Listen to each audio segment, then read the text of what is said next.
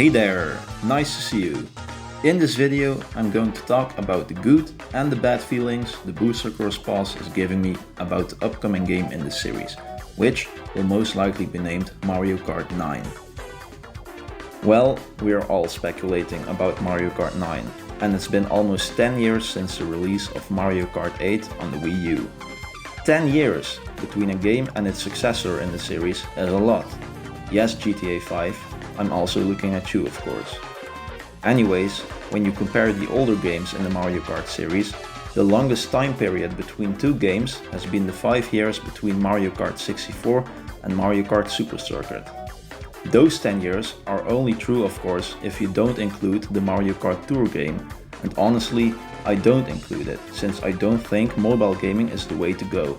But hey, at least Nintendo made a big profit on that game, so I hope they're investing that into the budget of Mario Kart 9. If we analyze the tracks they've put in the Booster Course waves, we can conclude there has only been one new track per wave that hasn't been in any other Mario Kart game before. That leaves us with a total of probably 6 new tracks at the end of the 6th wave, which will be by the end of this year.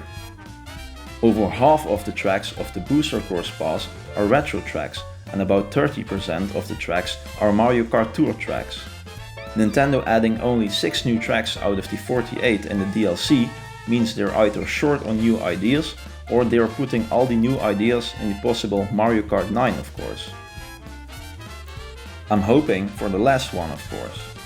From a business perspective, it would be the best move from Nintendo to save their new track ideas for Mario Kart 9.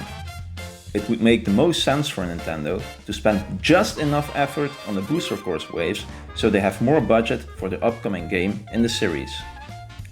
It would also be kind of stupid to put many new tracks in the Booster Course Pass, as game developers all over the world are struggling with getting new ideas and inspiration for new games and new maps. The whole gaming industry might be facing a crisis as we're getting out of unique and new ideas for games, since we've got quite a library of different games now, since the first video game has been invented in the late 60s. Innovation only goes up to a certain point. Look at the smartphones we're all using today. They have become almost indistinguishable from the previous generations.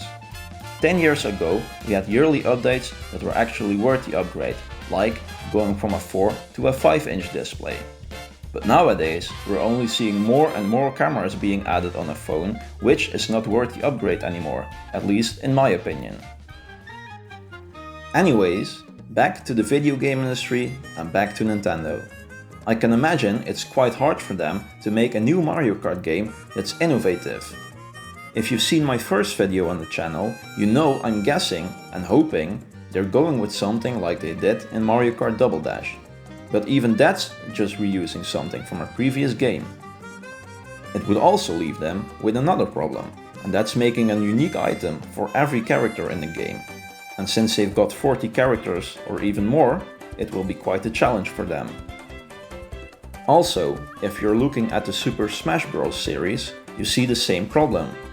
In each version, they're adding more and more characters and more stages to keep the game fun and interesting to play. But there comes a certain point at which it's not good enough anymore to keep making more and more of the same thing. I fear Super Smash Bros. Ultimate is the last game in that series, which might explain its name, of course. But then I also fear the 8 in the Mario Kart 8 logo actually stands for Infinity. It could be possible Nintendo has run out of ideas for their main Mario games, which are Mario Party, Mario Kart, Super Smash Bros., Mario Bros. And all the Mario 3D games. Well, I'm being quite negative here, let's be positive. I think some new racing tracks in Mario Kart 9 will be based on Super Mario Odyssey and the upcoming Super Mario Bros. Wonder game.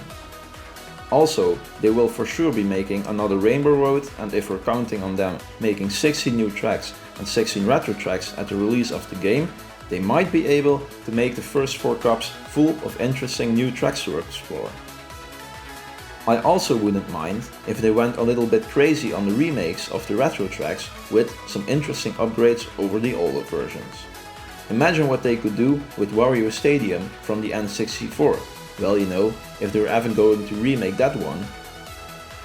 Well, in conclusion, the Booster Course Pass gives us either the idea Nintendo is really struggling with new ideas, or they've got plenty of good new designs which they're saving up for Mario Kart 9. Do you think we're facing a video game crisis? Or do you think the video game industry will find some way to keep innovating new things for another 10 years or so? Let me know in the comments below. Thank you for watching and subscribe to my channel if you're interested in more content.